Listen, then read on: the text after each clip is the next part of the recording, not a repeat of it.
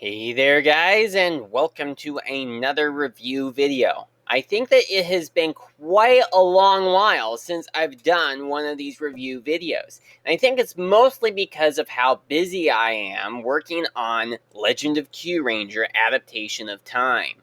If you don't know what that is, it's basically a stop motion that I am doing in which the Kyurangers are going on the adventure within the game Legend of Zelda Ocarina of Time. If you've never heard of that game, I would advise you to check it out. It's a pretty good game, trust me. And basically what that stop motion is that I am just taking multiple different snapshots of my Kyuranger vinyl figures and basically starting up a sort of story in which they pretty much follow along the story of Ocarina of Time. So I would definitely advise you to check that movie out once it gets released. It's also a thing that I am doing in the hopes of getting more viewers to try to help in convincing Hasbro to get Uchu Sentai Kyuranger adapted by the 30th season of Power Rangers. And before anybody comments about all those rumors out there, I am hoping that they turn out to be false. They better turn out to be false because I don't know what I'm going to do if we don't get that Kyuranger adaptation. But anyway, you didn't come here to hear me rant about Kyuranger, right? No, you came here because you want me to give my thoughts about the Hasbro Dino Megazord. The Hasbro Dino Megazord was announced earlier in 2020, and it was slated to release at some point in the fall. Well, the earliest point in time at which I saw this toy get available would be somewhere around mid-August. I did decide that starting from the first Sunday in August, I would go to my local Target every Sunday until the toys actually came out. And the thing here is that I don't think that I had any luck within the first couple of weeks. Well, actually, I think that I started on the 9th of August, and I didn't have any luck. But at some point on a Friday, on the 14th, I did go to Target, and I saw that both the Tyrannosaurus pack and the Triceratops and Saber-toothed Tiger packs were out. So I got those, but unfortunately they didn't have the Mastodon or Pterodactyl packs. So that's why you see a couple of images that shows me attempting to form the Dino Tanker and the Dino Megazord with only the Triceratops, Saber-toothed Tiger, and Tyrannosaurus Zords, as those were the only Zords that I had at that time. Well, I decided on the 16th, which is actually the day that this recording was made, although I don't know if it'll be the day that you actually see this review video. Just depends on how long it takes me to get the review up after I finish editing everything. But on the following Sunday, August 16th, I did go back to my local Target to see if the Mastodon and Pterodactyl Zords would be out.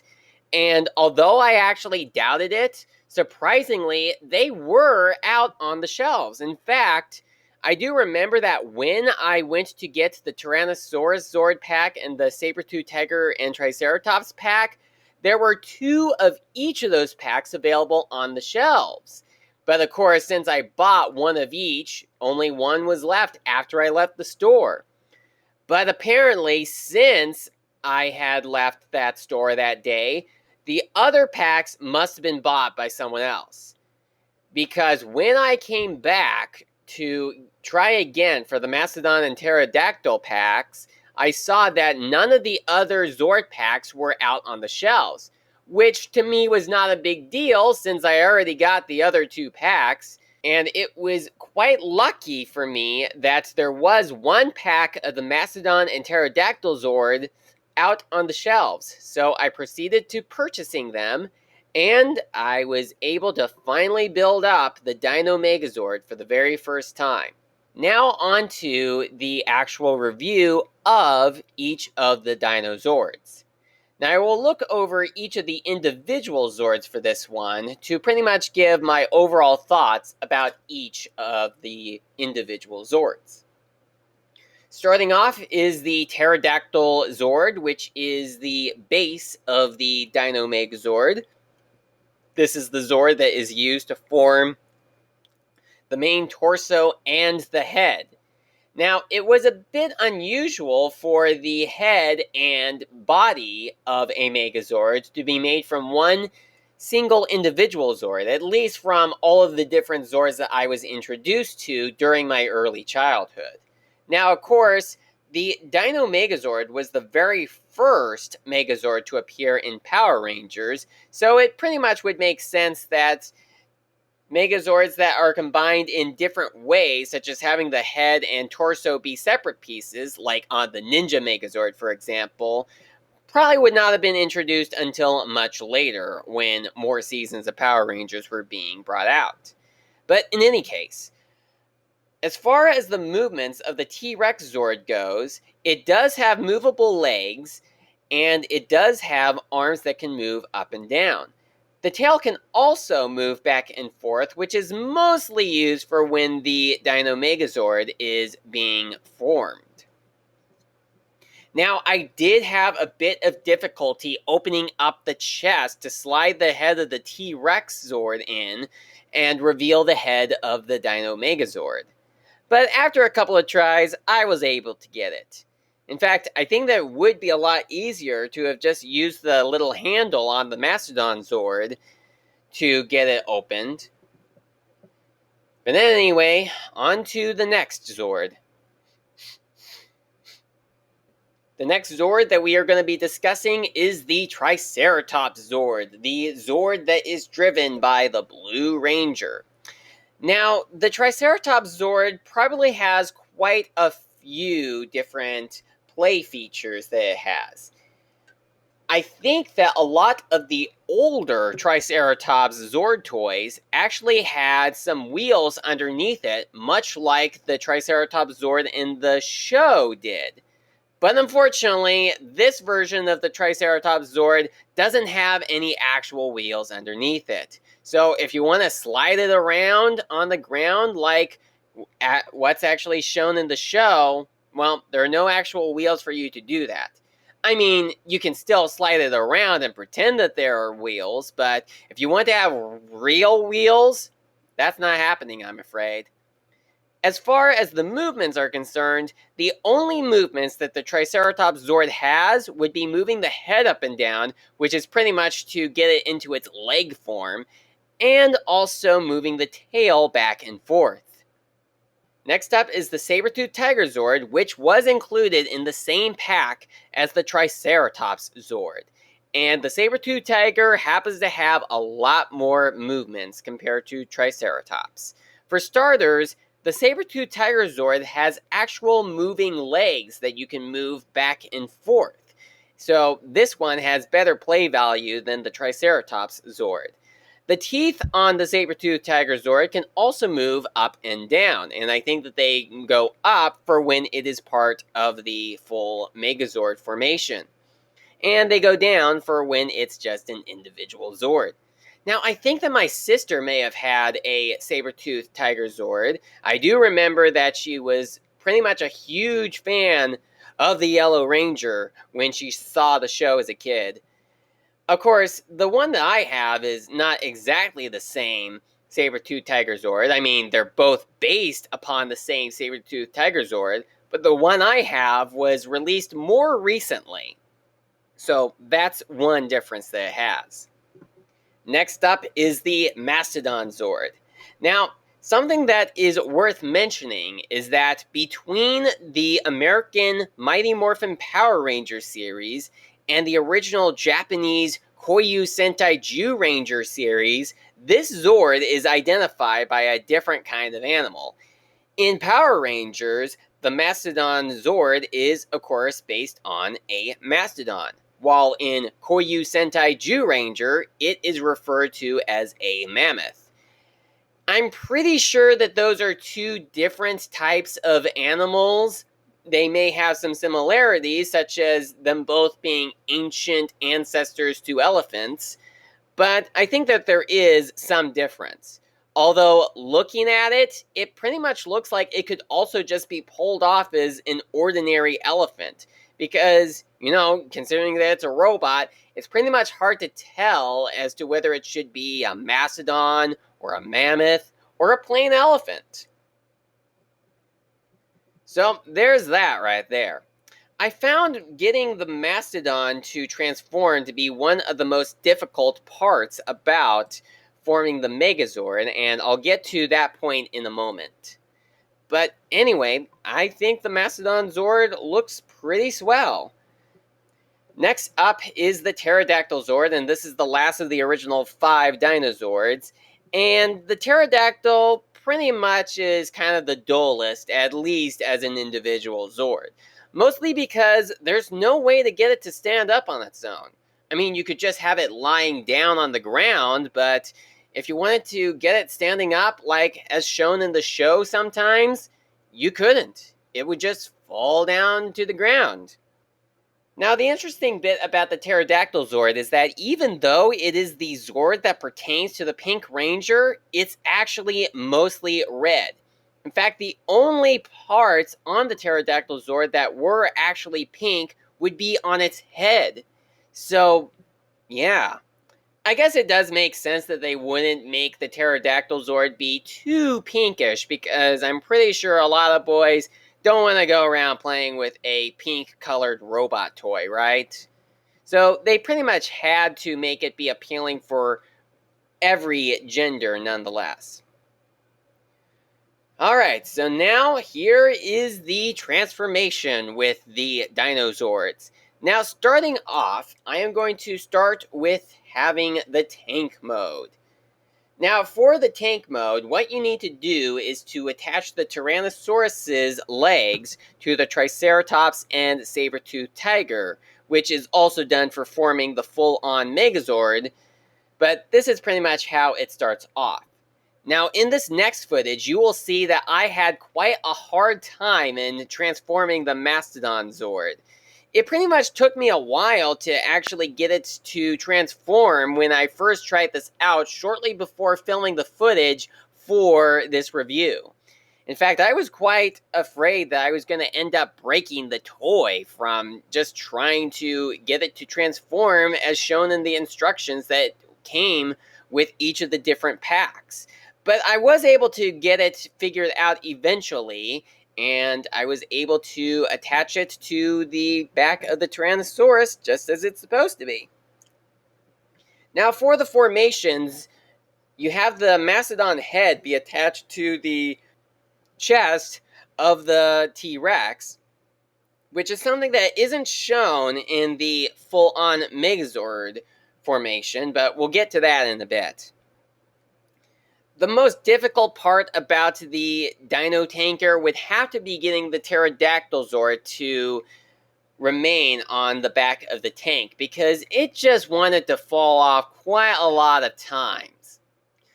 I am not sure if I was actually doing something wrong, but I just wasn't able to figure out how to get the Pterodactyl to just stay up there like that. In fact, I actually see little point in it even being there to begin with. But anyway, that there is the tanker, and now here we go with actually transforming it into the full-on Megazord. Now, with this, what you need to do is fold out the arms of the Mastodon so that instead of seeing the foot, you see the hands of the Megazord itself.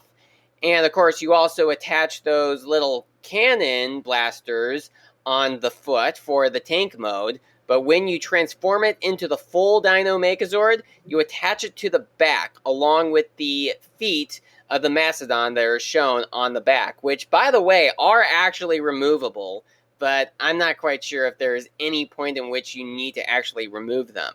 I actually kind of thought that you were supposed to just take them off before adding the cannons on there, but according to the instructions, you're supposed to leave the feet right there. And to my surprise, it was pretty hard to get the cannons to fit onto the back without those feet there anyway. So I just went with what the instructions said and just left the feet right there, and it works out much better. Alright, so standing up the Megazord, now what we gotta do is to get the T-Rex head into the chest. And then after doing that, we fold out the horns on the Dino Megazord, and then we attach the Pterodactyl Zord to the chest. Now, something that I would like to point out, and probably a lot of other people had pointed out as well, is that you really don't need the Pterodactyl Zord in order to form the Dino Megazord, as it's just a chest, and that you can just have the Dino Megazord be without the Pterodactyl. I'm not quite sure as to why, when the Pterodactyl Zord was unavailable, the Dino Megazord could not be formed. I mean, what's the big deal here? I mean, how exactly does having a Megazord with the Pterodactyl be any different than without the Pterodactyl? I mean, it still has arms and legs and is still able to move around, right? So what's the Pterodactyl used for? Just to hide the arms of the Tyrannosaurus Zord? Now, I did also test out to see if the T-Rex head could still be out, even with the Pterodactyl Zord attached in, and surprisingly, it can be. But they intend for you to get the head of the Dino Megazord out anyway, and I think it's much better this way. So after you have the Dino Megazord set up, what you can then do is add the Mastodon head and use it like a shield, which is sometimes used in the show, but I haven't seen it get used very often in either Mighty Morphin Power Rangers or even in Koyu Sentai Zyuranger. So I guess sometimes you can have the shield be added in, but you don't really need it at all times.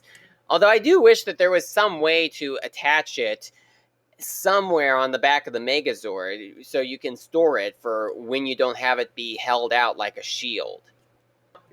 I didn't mention this earlier on in the video, but the Power Sword is included with the T-Rex Zord pack. So, just in case you wondered where you got that from, well, you get it from the T-Rex Zord pack. So, there's that right there.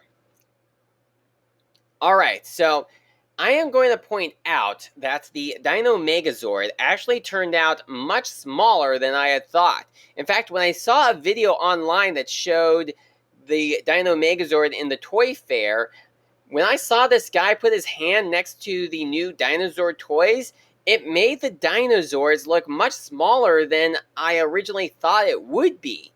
So, for comparison, how big is the Dino Megazord, or at least this one, compared to a number of the other giant robots that I happen to have in my collection? Well, for starters, here is a comparison between the Dino Megazord and Q-Reno, the main mecha of Uchu Sentai Q-Ranger, which at the time of the recording of this video has not been adapted into Power Rangers, but 99.99% of the fans want it to be. Okay, maybe not that many, but, you know, I'm just so desperate for this series to get adapted, guys.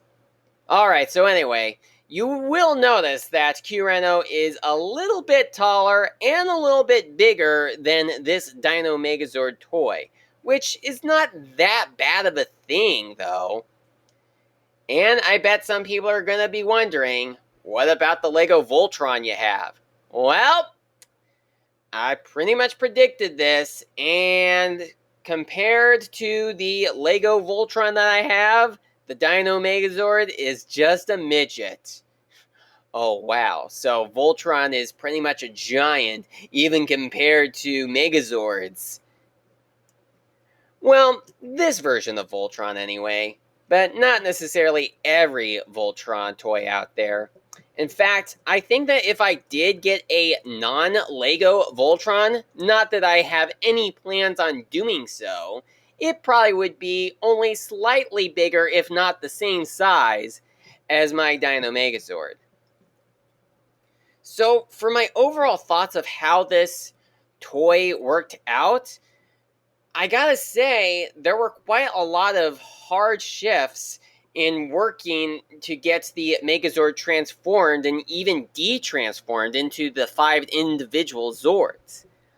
But pretty much, I think that it was really well worth it. So, you might be wondering, would I recommend that you get this? Well, definitely. If you don't have a Dino Megazord, this is probably the best opportunity for you to get one. I mean, sure, some of the older Dino Megazord toys are a little bigger and probably meet the size and scale to Q Reno that I showed earlier, but for a decent price, I would recommend that you get the Hasbro Dino Megazord, because as far as I know, getting all 3 packs costs about a total of $50 or so.